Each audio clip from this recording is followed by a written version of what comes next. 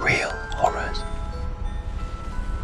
I have never talked about this with anyone outside my family. Until today.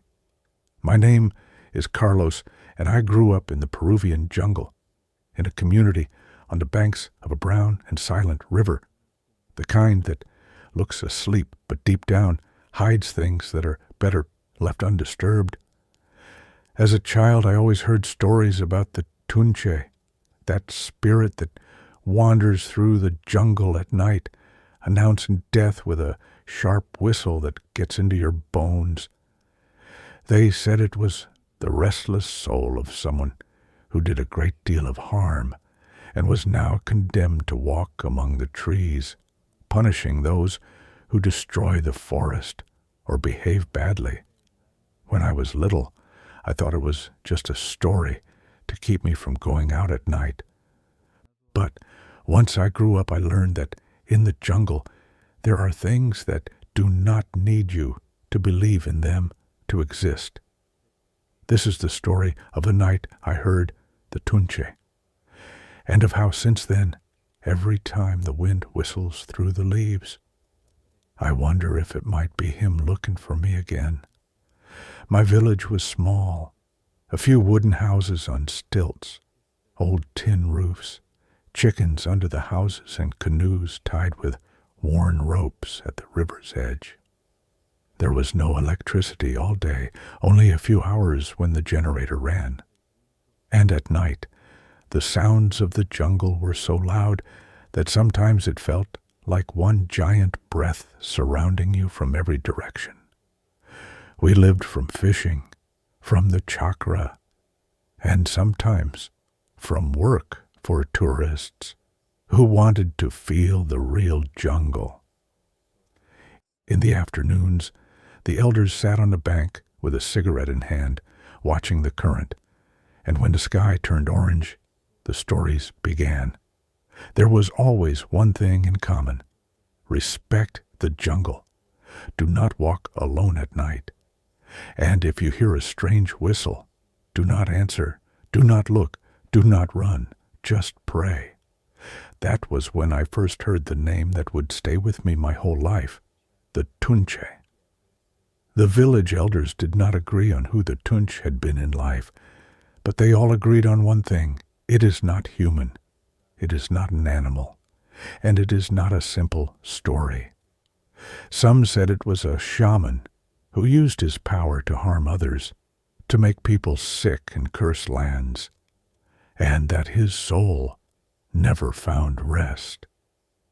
Others said it was the spirit of a man who killed out of hatred, who burned parts of the forest and tortured animals, and was now condemned to guard the jungle by punishing anyone who did the same. But everyone talked about the same thing: a whistle. Not just any whistle, not a bird, not the wind. It was a sharp, long sound that started soft, almost as if it were far away, and gradually grew louder, as if it were getting closer, as if it were looking for you. If you hear it, and you have done nothing wrong, they said, it will leave you alone. But if you carry guilt in your heart, it will follow you, and if it senses your fear, worse. I used to laugh. I was 16 years old, and I thought fear was for children. Until the night it happened. At that time I was working with two friends, Raul and Julio. We were young, strong, and above all, we believed nothing could touch us. One day, a man from a nearby village offered us a job. Go deeper into the jungle to clear a path and cut down some trees for a big project, he said. The pay was good, too good to say no. The elders warned us, that area is rough. You do not go in there for fun, much less to hurt big trees. The Tunche gets angry. Raul laughed. If this Tunche has something to say, let him come and say it to my face. He said it laughing. I laughed too, but I felt a small knot in my stomach. We took the job anyway. The first night at the camp was strange. We had set up makeshift tents with plastic sheets and rope and lit a small fire. The jungle is never silent. Anyone who has spent a night there knows that. There are always crickets, frogs, insect, leaves, the river, something. But that night, at intervals, everything went quiet. It was like someone was pressing the mute button on the world. 5 seconds of total silence. Then the sounds would return all at once, as if they too had been scared. Raoul said it was just my imagination. Julio, on the other hand, stayed quiet, staring into the forest as if something was bothering him. At one point, late at night, we heard a brief whistle, very faint. It was so short that I thought I had imagined it. "Did you hear that?" I asked. "It was a bird. Stop messing around," Raoul answered. Deep down, I wanted to believe him. The next day we reached an enormous tree, one of those that looked like columns holding up the sky. The boss wanted that tree gone at any cost. Julio did not look comfortable. "My grandfather said these trees are home to spirits. You do not just cut them down," he murmured. Raoul laughed again. "Your grandfather does not pay our bills.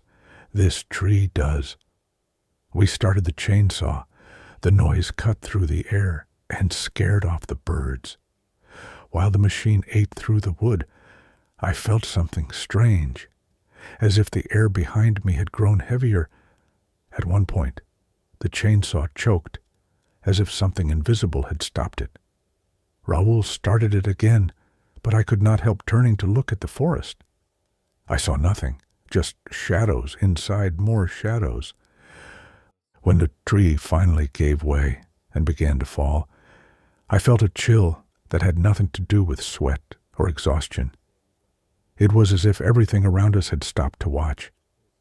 That night, the silence was even worse. It was our third night there.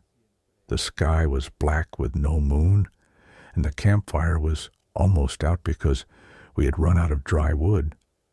Raoul was snoring inside his tent. Julio could not sleep.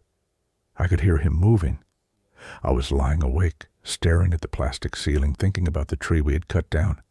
Then I heard it. A long, sharp, cold whistle. Not close, but not very far either. It was as if it were coming from everywhere at once. My blood ran cold. For a moment I thought about saying, "Who is there?" But I remembered the stories. Never answer the Tunche. If you answer, it finds you faster. The whistle repeated, louder this time. This time I could clearly tell it was coming from the direction of the tree we had cut down.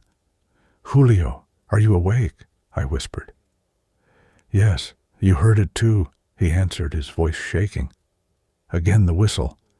It was not a melody, not a normal human whistle. It was as if someone were imitating a bird, but doing it wrong, as if they did not quite know how life sounds. Raoul shifted inside his tent. I thought he was going to wake up, but he did not. He kept snoring. Suddenly the air became heavy and thick, as if we had climbed a mountain out of nowhere. It hurt to breathe. The fire went out completely, even though there were still embers. The darkness was total. I could not even see my own hand in front of my face. The whistle sounded again, so close that I felt it pass through me. I felt the vibration in my teeth, in my ears, in the back of my neck. Julio started praying softly. I just clenched my fists. And then I heard it. Footsteps, slow footsteps, but not boots, not bare feet. Something else. A crackling of leaves and branches, but without weight, as if something were walking without quite touching the ground. The sound circled the camp. I could not see anything, but I felt that something was looking at each of us one by one. The whistle changed. It was no longer just one long sound. Now it was shorter, like a taunt, as if it were tested different tones to see which one would break us first. Then that thick silence returned. The insects went quiet. The frogs went quiet. Everything went quiet. Only our breathing remained, and very far away, the river. And then, right beside me, I heard a voice. "You are afraid, boy." It was not Raúl's voice. It was not Julio's voice. It was a dry voice, ageless, breathless, as if it came directly from the wood or from the ground. I did not answer. I could feel tears building in my eyes, but I could not move a single muscle. The whistle again, now on the other side of my tent. Then, suddenly, everything calmed down. The insects came back. The frogs sang. The river recovered its normal murmur. I thought it was over, until I heard Raúl.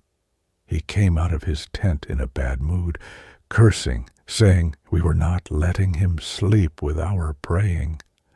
I watched him from inside mine, not daring to come out. Then I saw him stop. He stood still, staring into the jungle, toward the place where the tree we had cut down used to be. "Who is there?" he shouted. "Stop whistling. I am trying to sleep." Silence.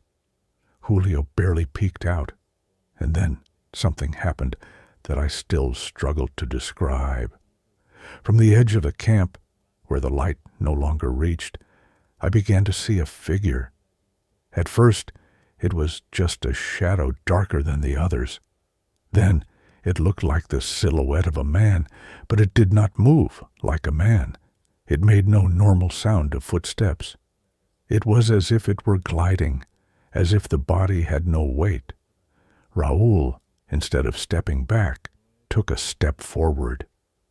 "Who are you? Is that the boss? Are you playing games with us?" The figure did not answer. What it did was worse. It began to change shape. It was as if it were taking form based on what Raúl expected to see. For a second I thought I saw the silhouette of his father, then a woman, then something I cannot describe. The whistle sounded, but this time it did not come from that thing's mouth. It sounded inside my head. Raúl took another step. Julio screamed, "Do not look at it. Do not talk to it." The figure stopped. It turned, or at least that is how it felt. And I sensed clearly that it was looking at me, even though I was hidden in the tent. It was as if it knew I was watching without wanting to watch. Then everything went blurry. I know Raúl fell to the ground. I know Julio fainted. I do not remember the exact moment I lost consciousness. I only know that the last sound I heard before everything went dark was the whistle right next to my ear. I woke up with daylight hitting my face. My clothes were damp, my heart was racing, and I had an unbearable headache. I stumbled out of the tent. Julio was sitting on the ground, pale, holding his head in both hands. "Raúl?" I asked. No answer. Raúl was a few meters away, lying face up, eyes open, his gaze lost in the sky. He was breathing, but something was not right. We called his name several times. It took him a long time to react, as if he had been very far away and we had yanked him back. When he finally spoke, he did not sound like himself. His voice was lower, flatter. "I had a strange dream," he said. "My dad came for me. He told me to go with him, that I had nothing left to do here. He looked at us, but for a second seemed not to recognize us. That day, none of us wanted to keep working. We told the boss we were sick and went back to the village. After that night, Raoul was never the same. He stopped joking, stopped laughing at everything. Sometimes he would just stand staring at the jungle in silence, as if he were listening to something we could not hear. At night, he said a whistle woke him up, always the same one. It started far away and got closer, little by little, until he felt it inside his room. His mother said he talked in his sleep, that he asked for forgiveness, that he kept saying he did not want to go to the jungle yet. One day he got drunk and told me something. "Do you know why I took that job?" he said. "It was not just for the money. I had already cut trees before in places where I should not have. I had killed animals for fun. I laughed at my grandfather when he told me the jungle is alive. His eyes filled with tears. I think that night was not the first time the Tunche whistled at me. It was just the first time I was made to really hear it. It was not long after that. A few weeks later, Raoul disappeared. He left before dawn, according to his family, saying he was going to check some traps in the jungle. He never came back. They organized his search. Men from the village, family members, even people from other communities joined in. They found tracks that disappeared into the brush. They found broken branches, scraps of a shirt. But not him. An old man from the village who almost never spoke said just one sentence. "When the Tunche marks you, it does not always kill you right away. Sometimes it just takes you to walk with it." Since then, whenever someone disappears in the jungle without explanation, many people say the same thing.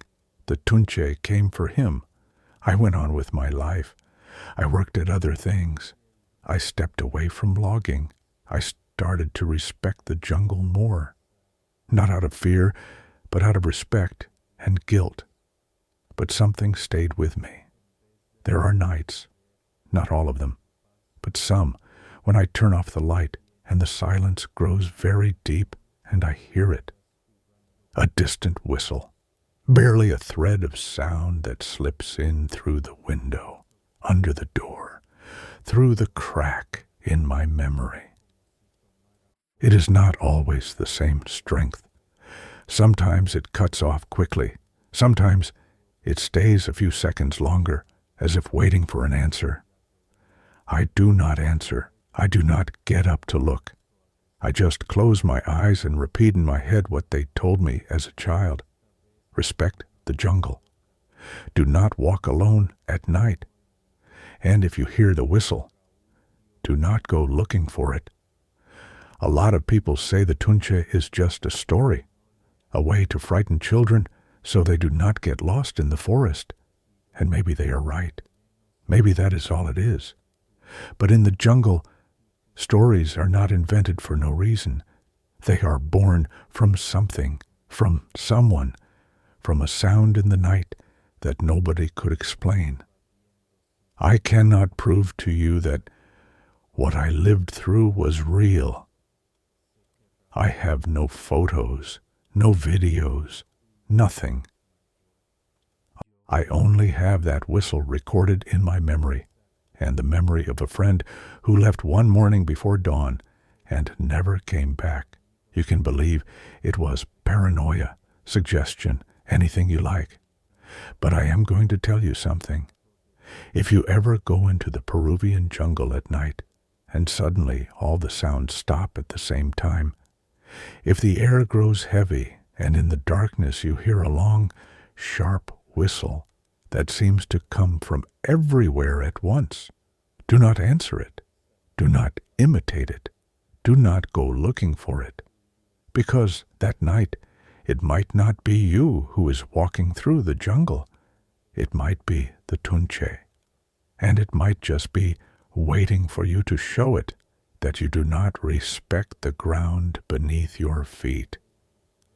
Because in the jungle, those who do not respect always pay pay sooner or later.